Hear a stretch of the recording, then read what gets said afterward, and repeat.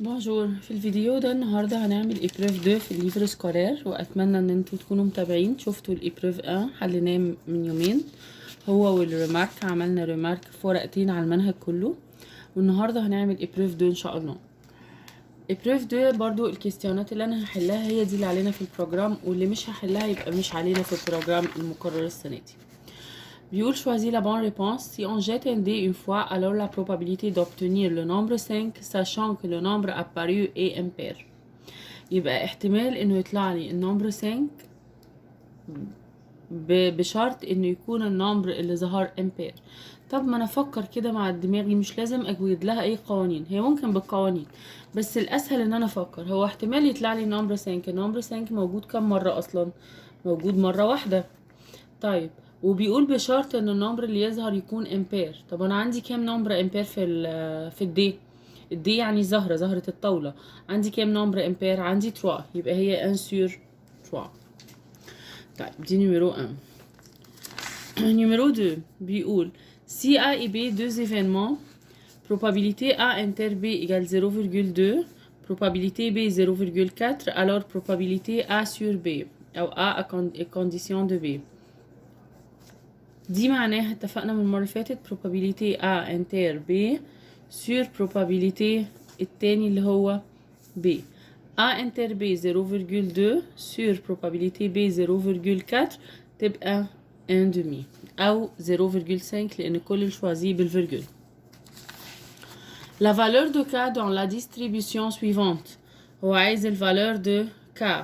طب انا عندي اف دي اكس ار كا او كاري و ان سور 4 و ان سور 2. خلي بالكوا دي في الكتاب فيها غلطه، هو كاتب هنا اكس ار وكاتب هنا اف دي اكس ار، وهو السم دو اف دي اكس ار هي اللي بقى، فهم غيروهم لان انا اتاكدت من الليفر العربي هم معكوسين.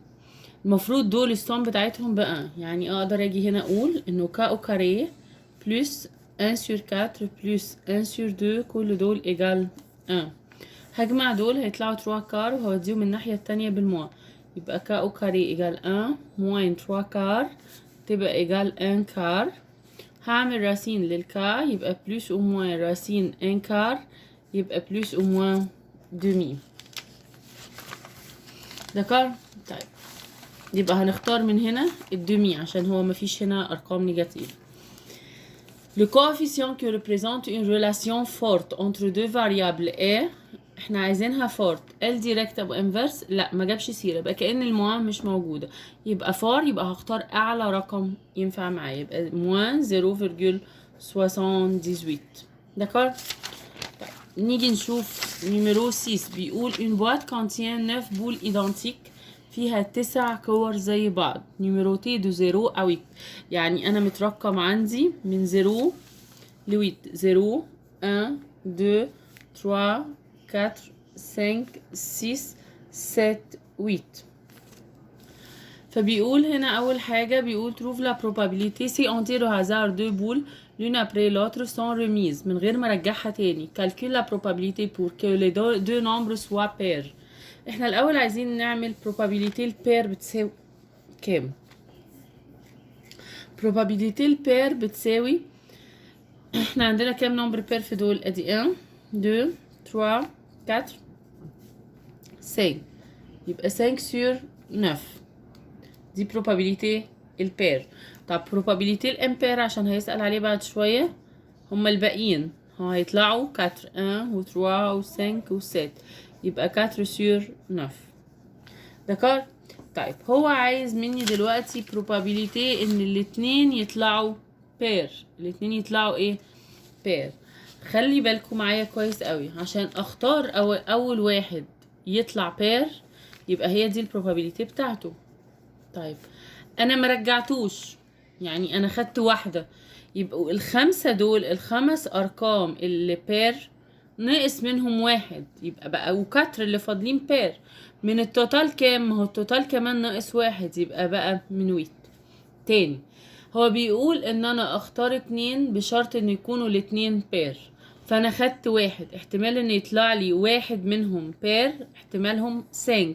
5 من التوتال 9 فوا ان التاني احتمال يطلع بير. انا كده نقصت العدد التوتال ونقصت النمبر بير، فهيبقى 4 sur 8 يبقى دي هتطلع 20 sur 72 يعني 5 sur 18. تاني احتمال انه يطلع ان البريمير امبير والدوزيام بير. عشان يطلع الاولاني امبير فاحتمال الامبير اهو 4 sur 9. اما عشان يطلع التاني بير فهم عدد البير ما قلوش لان انا اللي خدته الاولاني هنا كان امبير يبقى هيفضل 5 لكن التوتال هيقل. ليه التوتال هيقل؟ لان انا سحبت واحدة اصلا هنا اهو يبقى 5 sur 8. دكار يبقى هيطلع برضو 5 sur 18. دكار كده. طيب نكمل. Deuxième question بيقول à l'aide du tableau suivant calculer le coefficient de corrélation des rangs de Spearman entre x و y. عشان اعمل الرang de Spearman بعمل الاتي، بعمل x y rang de x rang de y d و d o كاري. x هكتب الارقام بتاعتها 150 هرصهم فوق بعض 180 150 120 و 120 و 100. ابتدي ارتبهم. هرتب من الكبير للصغير او من الصغير للكبير مش هتفرق.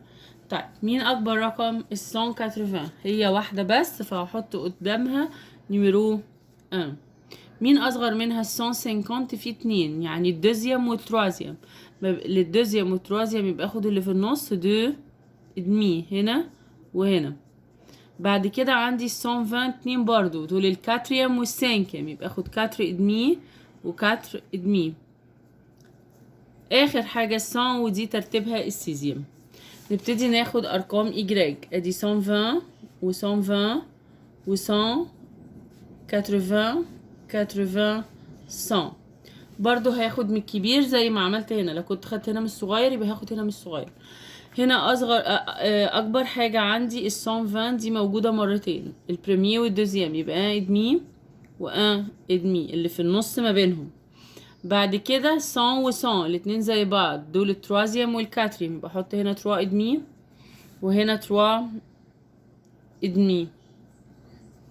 بعد كده ال 80 وال 80 دول السانكيام والسيزيام يبقى هنا 5 ادمي وهنا 5 ادمي. دكار. طيب هبتدي اعمل موان 2 ادمي موان 1 ادمي تطلع 1 1 موان 1 ادمي 0.5 او موان 0.5 مش هتفرق مين موان مين لان كده كده الموان هتختفي. 2.5 moins 3.5 بقى 4.5 moins 5.5 بقى 4.5 moins 5.5 هتطلع بموان 1 و 6 moins 3.5 هتطلع 2.5. هبتدي اعمل اوكاري لل1 تطلع 1 لل 0.5 هتطلع 0.25 1 و 1 و 1 و 2.5 هتطلع 6.25. لو جمعت دول هتطلع 10.5. هو ده التابلو اللي انا بعوزه اجيب الصم بتاعته. طيب القانون بتاعي ايه بقى بتاع سبيرمان؟ R égale 1 moins n somme de d au carré sur n fois n au carré moins 1.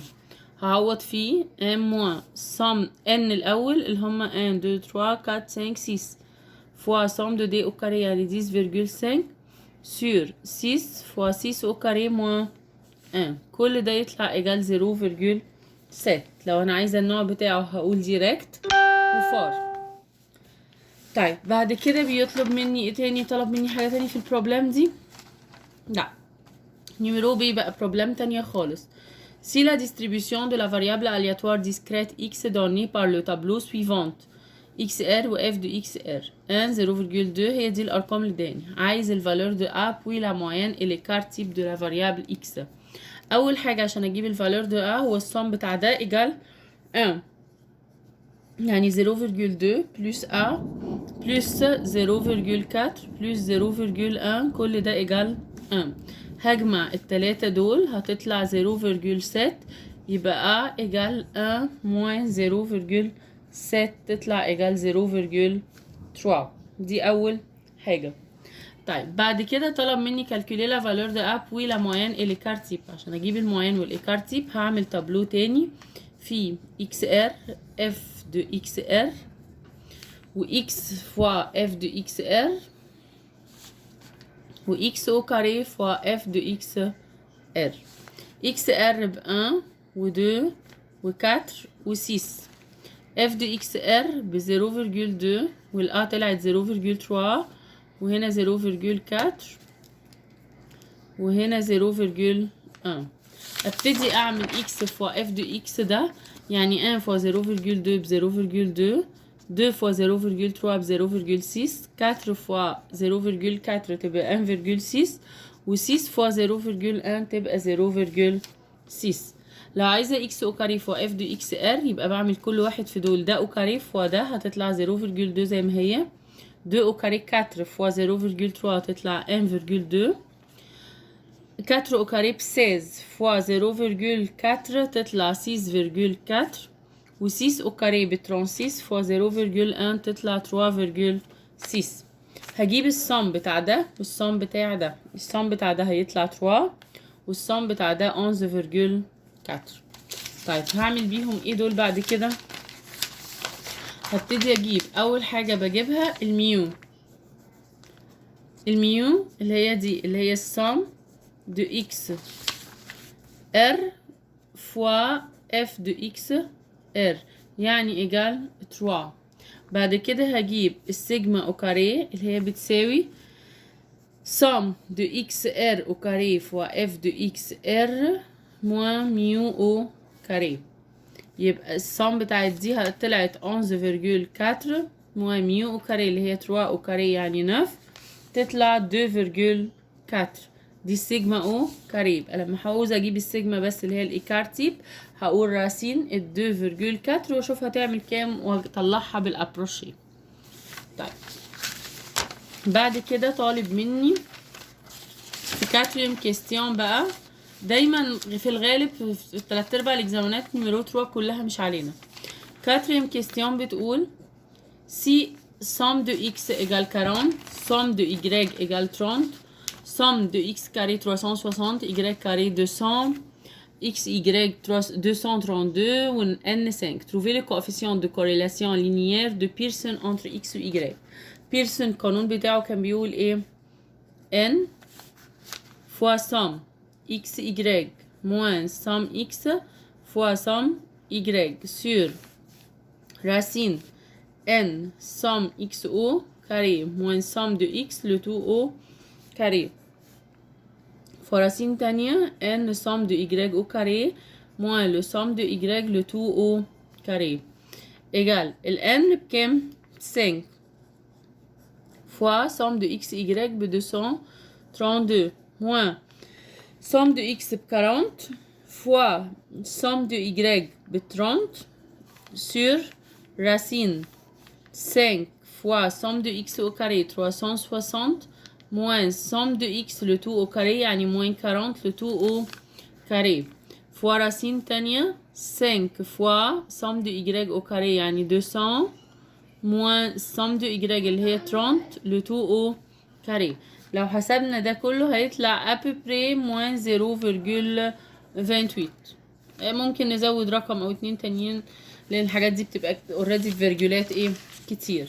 عايز كمان l'équation de la droite de régression de y en x puis estimer la valeur de y si x égale 9. عايزين الدروات دو ريجريسيون. اجيب ازاي دروات دو ريجريسيون؟ لازم اجيب الA والB. الB بتساوي n في somme xy moins somme de x fois somme de y sur n somme x carré moins somme x le tout au carré. هعوض فيها بالارقام بتاعتي يعني 5 fois 232 moins 40 fois 30 sur 5 fois 360 moins 40 au carré. دي كلها هكتبها على الكالكوليتريس هتطلع moins 0,2. انا حاولت اجيب كل ريبونس فينال قبل ما اسجل الفيديو عشان خاطر ما اضيعش وقت الفيديو معاكم ويبقى الوقت طويل. بحاول اختصر على قد ما اقدر عشان الفيديوهات ما تاخدش معاك وقت في الفرجه. لما احب اجيب A هقول A égale somme de y moins b fois somme de x sur n. somme de y عندي في البروبلم بتاعتي ب 30 moins B اللي انا لسه جايباها طلعت ب 0,2 موين 0,2 فوا السوم دو اكس اللي هي 40 سور الان اللي هو 5 هتطلع ب 7,6. طيب هجيب الايكواسيون اللي هي y ايجال a بلس b x. a طلعت ب 7,6 يعني y ايجال 7,6 موان 0,2 x.